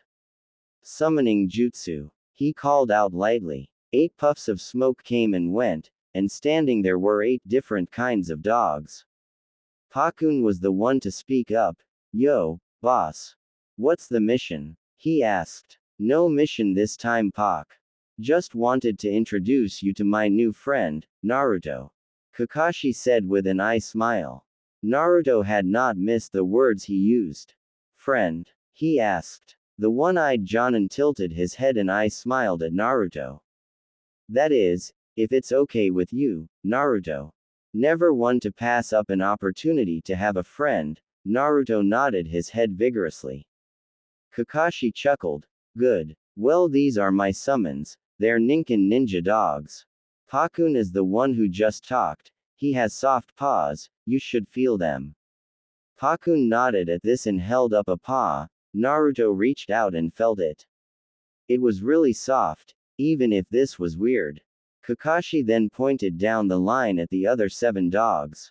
That's Bull, Urushi, Shiba, Bisuke, Akino, Ue, and Garuko. he finished. Naruto waved at the dogs. It's nice to meet you guys. I'm Naruto Uzumaki, future Hokage, ya know. Naruto shouted. The dogs smiled and wagged their tails at him, and he laughed. Would you guys like to meet my summons? They're toads and they're super awesome. Naruto didn't hear a no, so he ran through the hand signs and summoned Gamakichi. Kichi, these are my new friend Kakashi's summons. Naruto listed off their names while pointing them out. Ninken, this is my friend Gamakichi, he can spit water out, it's awesome. Naruto yelled. Gamakichi demonstrated by spitting water into Naruto's face, no stronger than an average garden hose. The dogs all laughed, and Naruto sent Gamakichi off to play with them. Thanks Kakashi. Kichi's never gotten to play with other summons before. Naruto said excitedly. No problem Naruto. Where's Jiraiya-sama? Kakashi asked. The old perv is out finding us dinner. Naruto replied bluntly. Kakashi's sweat dropped. Alright, I'll go help him. Why don't you and Sasuke catch up? No fighting till Jiraiya or I get back though. Naruto and Sasuke both shouted indignantly that they didn't need babysitters to spar, but eventually relented and agreed after Kakashi rubbed their heads with his knuckles. When it was just the two of them, they plopped down in the clearing, Naruto laying on his back, and Sasuke coolly sitting up against a tree with his elbow propped up on his knee. So, Naruto said, looking for patterns amongst the leaves of the tree. Who the hell is this Kakashi guy? Naruto asked. Sasuke grunted. Some jonin who started coming by my house to bother me. He keeps asking me to call him big bro. As if I'd ever do that after what happened with you know who. Naruto nodded from his place on the ground. He and Sasuke hadn't discussed it much, but he knew what his brother Itachi had done. If he's a jonin, he must have cool jutsu. Did he teach you any? Naruto asked, steering the conversation away from sadness and hate. TCH. He's been holding out on me. I've heard rumors that he knows 1,000 jutsu. Sasuke said. Naruto sat up shocked at that. 1,000 jutsu was a lot. More than Jiraiya knew. Maybe even more than Hokage Gigi knew. Kakashi must be really strong. I thought he'd be strong too. Sasuke said, not needing to hear Naruto voice his opinion. But he acts so aloof all the time, and he's always late for everything. I just can't picture him being deadly. Sasuke said. Jiraiya says rule number 12 is that appearances are deceiving. If he knows 1,000 jutsu and he's a jonin, he has to be super strong and awesome ya know. Naruto said. He seemed to be slightly calmer when it was just him and Sasuke, something the Uchiha was grateful for. You're just saying that because you like his summons. Sasuke replied, throwing a pebble at the blonde's forehead protector. It was the first time he'd seen him with it on, though he knew he was on the verge of earning it when he'd left the toad's home. Naruto shrugged. The 10-year-olds sat in a peaceful silence, both feeling more at ease around each other than they had at any other time in the last 2 years. There was an unspoken understanding between them. After about 15 minutes, Kakashi and Jiraiya came walking into the clearing, the former with a deer slung over his shoulder. Alright Gakis, Jiraiya said, early dinner first, and then you can spar. No shot pervy sage. If we're only gonna be here for a few days, I gotta beat the bastard as many times as I can ya know. Naruto shouted, once again full of energy. Sasuke grunted in agreement, he too wanted to fight Naruto, on even ground this time, to see where he stood. Language, Naruto, but I suppose sparring beforehand wouldn't hurt. Jiraiya relented, and they moved about 30 feet about in the clearing, and made the hand sign for a friendly spar. Jiraiya said, alright, on my mark. 3, 2, alright I guess you guys were eager. He said. Both Naruto and Sasuke had taken off at 2, trying to get the upper hand. They started with taijutsu this time, as their teachers often had them do when sparring. Naruto had superior speed and strength, which he had spent a lot of time working on, but Sasuke had much sharper and cleaner form, leading to him having the advantage. Naruto realized this after several exchanges, and leapt back, running and throwing shuriken that he pulled from the seal on the side of his scroll. Sasuke pulled a kunai from his pouch, and blocked all 6 of them, before throwing it at Naruto. The blonde rolled behind a tree, and ran off in 5 different directions when he emerged. Sasuke noticed 4 of them were just running, while the 5th one was watching Sasuke while he moved. That must be the real one, he thought, and gave chase. Pulling another kunai from his pouch, he lunged at Naruto, who just stopped and smiled. The kunai plunged into the boy's shoulder, and he poofed into smoke. Sasuke didn't have a chance to get angry, as he was tackled from behind. Stupid loser blonde always pulling tricks. Naruto stood with his foot planted on Sasuke's chest, a huge grin on his face. Gotcha again, Sasuke. That's 2 for me. Sasuke smirked back at him though, and quickly ran through 3 hand signs. You should have restrained my hands, loser. Lightning release. Paralyzing palm. Sasuke shouted, charging electricity up into his palm, and grabbing Naruto's exposed ankle. The blonde felt the charge shoot up his leg, and his whole body went numb, but hurt at the same time. His muscles gave out as they were no longer in his control, and he fell to the ground. Sasuke quickly pounced on him with a knee on his chest and a blunted kunai at his throat. That's 1 for me and 0 for you, Naruto. That first one didn't count. Sasuke said coolly. Oi, fine, you won this one, but get off of me. The Uchiha obliged with a smirk. I thought you said the Cyclops was holding out on you. Naruto asked. Sasuke smiled. He might have given me 1 scroll for 1 jutsu. It's basically AD rank though. Hardly worth my time, but easily enough to defeat you, HN. Sasuke grunted. Kakashi smiled. Naruto had been good. He fought like both parents from what he had seen.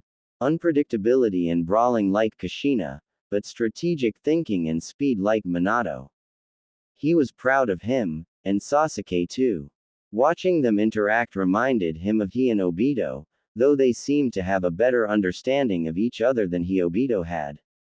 The boys faced off several more times over the next couple of days. Most of their fights ended in a draw, much to their combined frustration. They each had strengths and weaknesses that the other didn't, and fighting each other brought their weaknesses to the forefront of their intention. By the time they parted ways, Naruto had a drive to increase his proficiency in taijutsu and weapon skills, and Sasuke wanted to increase his speed and strength to a higher level to keep up with Naruto. Sasuke wanted to find a way to cut through Naruto's needle jizo. His weapon skills weren't as valuable if they couldn't cut through his hair. Of course, both boys wanted to increase their jutsu arsenals, though Naruto currently had a more versatile repertoire. Sasuke's were extremely effective, and more offensively oriented. Naruto also desperately wanted to learn jutsu to counter lightning jutsu. Sasuke had told him that was his natural affinity, which left Naruto curious as to what his was. He knew of affinities, but Jiraiya had never specifically focused on the topic, so he didn't know what his was. He was just praying that it wasn't earth, as he knew it was weak to lightning. 1.5 years later, June, Naruto and Sasuke are 11. He was finally here. As Naruto stood before the village, he felt some apprehension and nervousness. Was it right to come back here? Was it okay for him to be here? Did he truly belong? Uzushiogakure. The home of the Uzumaki clan. The old Uzumaki clan. The new one would be rebuilt in Konoha when Naruto returned in a few months. The village was mostly ruins at this point, and what wasn't in ruin was overrun by plant life. If one were to view the village from the sky, they would notice a certain pattern that the buildings formed. There were no walls in Uzushio. A people of Fuinjutsu and barrier ninjutsu had no need for such crude landmarks or defenses. Naruto walked slowly through the village, taking it all in. Jiraiya was following the boy, but not too closely. Naruto had matured a lot in the time that he had been with Jiraiya, and he felt the boy needed to take on this adventure alone. It was his clan after all, and he would be the head of it soon enough. Amongst the rubble of buildings, Naruto saw plenty of seals and barrier formulas inked onto the ground, all completely out of chakra after decades without a recharge. Whenever he came across one, even if he recognized it, he formed what had become his signature hand seal, and had a shadow clone record the technique in a scroll, before handing it to Jiraiya to keep track of. Master and student continued walking, occasionally recording down seals, before coming to the center of the village. The main tower, where the village leader worked, and the records and jutsu archive would be if it was anything like Konoha. Naruto's curiosity piqued, as did Jiraiya's, when they realized the building was essentially untouched. Aside from the emptiness and lack of life in it, the building could have been in use yesterday, and they never would have known. Approaching the doors, Naruto recognized the seal on the door. It was extremely similar to the blood seal that accompanied his Uzumaki scroll that Sarutobi had given him. Jiraiya examined the seal, and the ones that branched off of it. He hummed while he worked. While he was technically a master, he was never able to really get to the point where he used Fuinjutsu in battle the way that Minato and Kushina had, but he had always enjoyed the art, and considered it a hobby. After a minute or two, Jiraiya spoke. I won't be able to go in, Whiskers. Jiraiya used Naruto's least favorite nickname, the one that he had come up with to counter, Pervy Sage. The blood seal extends to a barrier jutsu that seems to draw chakra from the surrounding area. Jiraiya said. He'd never seen a seal that could absorb nature chakra, not even amongst the knowledge of his toad summons. That wasn't important right now though. He would record the seal for Naruto's library so they could study it later. Without permission from whoever made the barrier, or the right passcode, I won't be able to enter. Your Uzumaki blood should let you pass though. Naruto nodded, and bit his finger, swiping the blood across from the seal, and making a hand seal to release it. The black seals lit up gold for a brief second, before dulling down. Nothing bad happened, so Naruto took that as acceptance, and pushed the door open. The building really was a lot like the Hokage Tower. They would have been built around the same time, by allies too, so he supposed that made sense. He first headed to the archive room, knowing it would only be up one floor from where he was. There were no seals on the room when he found it, so he pushed on through the door. Nothing. Literally nothing. The room was completely empty, save for a seal that was on the middle of the floor. He recognized the basis of the seal. It was used to destroy documents that fell into the wrong hands. Though this one was much more complicated, he supposed that it was to clean house in the room, but not destroy the room itself. He had been studying Fuinjutsu relentlessly in the past year and a half, though it was extremely slow going. For starters, he had just cleared Jiraiya's calligraphy test so that he could start working with more dangerous seals 3 weeks ago. It was a prerequisite before Jiraiya would let him come here. Second, as much as he had learned to enjoy reading and learning, it was still difficult for him. His attention span was short, and he had trouble focusing on a book for longer than 20 minutes before he found himself rereading lines and becoming mentally fatigued. He had improved this to 45 minutes over the last couple of months, but that still wasn't enough. He had tried using clones, but they had the same attention span as him, so while he could take in more information, it was still slow going. He also had to read a book or scroll several times before he properly learned the information, which was frustrating because a shadow clone would only clone the cover of the book, and any page that it was open to, or that he had memorized. This made memorizing a book slow going, because it would still take him 2 or 3 days to get through once, and 2 or 3 more to actually absorb the info. Reading really just wasn't his thing, as important as he knew it was. He learned much better through trial and error, and feeling things out. Jiraiya had assured him that the more advanced stages of Fuinjutsu were all trial and error, but not before he suggested he give it up. Naruto had been furious at this, and doubled his efforts.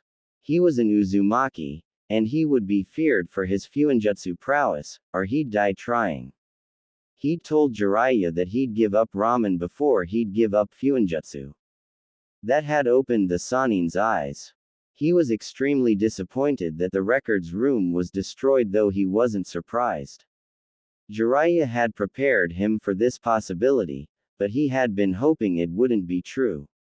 He moved on. The third and fourth floor would be the Jutsu library. He took the winding stairs to the third floor, and entered without trouble. There was nothing in there either, just empty bookshelves. In his anger, he kicked a bookshelf over in his anger. What he saw, or rather didn't see, was quite surprising. No dust anywhere in the room, the very abandoned room. Naruto made the hand seal to create shadow clones, but nothing happened. He tried again, and nothing happened. Then he saw the big sign that read, "No Jutsu," and frowned. It apparently wasn't a suggestion. Naruto exited the room and stood right outside the door. He tried to make a shadow clone, and this time it worked. He made 20 more, and had them fan out through the third floor and the rest of the building, checking everywhere they could for seals. If there was no dust, and nobody here to clean it, then there must be jutsu keeping the building clean, just as there was keeping it protected. When he made it to the fourth floor, he couldn't get into the room. This room would be for Jonin Ninja and above. There was a guard station right next to it, so he guessed Jonin were either expected to get cleared to enter, have the jutsu password, or be able to hack the seal. Looking at it, he could guess that if he tampered with it too much, it would destroy the contents of the room. If it hadn't already, he sighed, he wouldn't be able to get in this room for a while, it seemed. He decided to head to the top floor. The office of the cage. The history books had said that only the leaders of the 5 great nations could name their leader a kage. Uzushiogakure, while small, was dangerous enough to name their leader a kage. The Uzukage. Jiraiya said their refusal to remove Kage from their village leader's title was likely one of the reasons that they were destroyed. The large wooden double doors were so elegantly carved it looked as if they hadn't been carved at all, but rather formed that way. These doors, too, had a complex seal, though it didn't appear that anything would be destroyed if it was tampered with. It was strange that this door had less security than the Jonin-level Jutsu library, but then again the most powerful person in the village was usually within this room. He supposed that while the village was still operational, it would have been foolish to try and break in, and likely akin to suicide. Naruto decided it was time to test his newest Fuinjutsu theory, centered around his 9-tailed tenant. He closed his eyes, and made the rat seal, focusing on entering his mindscape. After a few seconds, he felt a somewhat familiar pull in the back of his mind, and let it overtake him. Naruto found himself in his mindscape, which was built a lot like an underground facility. It had one long hallway, and a giant cavernous room, like a warehouse, that held the caged beast. The remnants that reminded him of a sewer, the pipes that ran along the roof, and the rotten smell, were gone. Now it was a more neutral place, and not quite so dark. The water on the floor of the cage room was still there, and Naruto had begun to suspect that this represented the fox's chakra that was constantly being pushed into his system. The deep rumble of the fox's breath told Naruto that he was asleep. I know you're not asleep, you grumpy old fox, or at least pretending to be. Now get up, he shouted in his most shrill voice. The fox's ears twitched back at it, and he slowly opened an eye. What do you want, brat? The mass of chakra grumbled. I wanna try my Fuinjutsu theory, but I need your chakra. The 11-year-old called out. No, now leave, you insolent flea. The fox replied. Naruto giggled at the fox's insult. They weren't very insulting when it was stuck behind the bars of the seal. But you know that the more chakra you let me use, the more the seal loosens.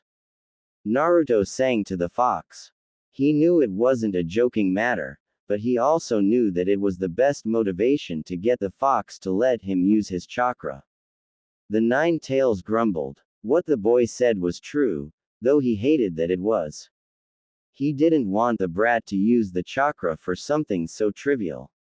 It should be used to inspire fear in others. He was the most powerful being in the world, his chakra shouldn't be used for cat burglary. No, was his short response. He closed his open eye, signifying the end of this conversation. Oh come on, why do you have to be so grumpy? Is it because you have all those pointy teeth, but no toothbrush? I can get you a toothbrush. Apparently a certain child didn't understand the giant fox's body language. Naruto knew what he was doing though. He didn't get a response, so he carried on. Now Mr. Fox, Naruto said, knowing it would enrage Kyuubi. He wouldn't have to call him that if he would just tell him his name, though the fox insisted he didn't have a name. You know I will do the thing if you don't give me what I want. Naruto said.